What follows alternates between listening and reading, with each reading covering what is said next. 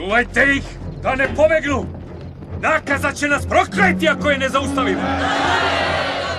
Ja kažem, ubimo se! Nismo sigurni, zar ne? Sad nam strašni stiže jad. Brzo sakrivajmo decu, kreće monstrumova glad. Svuda haosa će biti sutra, leševi smo mi. Vreme krajnje je za akciju, sad platite me svi.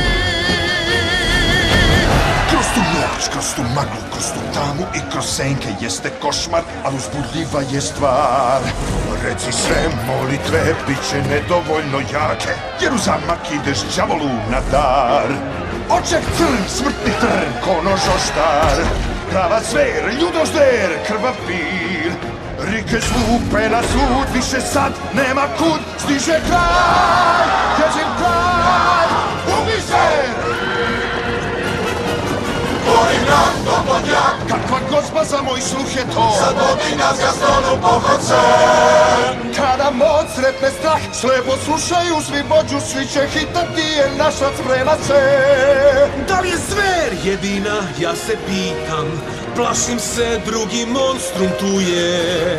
Bez u boj, svi u boj, zajedno, odlučno, sad u noć mi idemo.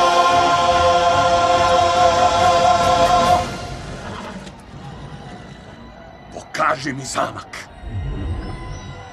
Makar je napokon naučio da voli. Mnogo nam to pomaže ako ona ne voli njega zauzvrat. Da, a prvi put sam se stvarno ponadala da bi ona mogla biti ta. Čuvaš li to, mama? Je li to ona? Da li se vraća? Je li moguće? Znala sam. Sacre bleu! Najezda! Razbojnici! Eto ti ga sad. Toliko o pravoj ljubavi. Dignite barikade i istrajte. Sklanjaj se! Sam gori jak, u boj marširamo hrabro i opasnosti sve veće zvolimo.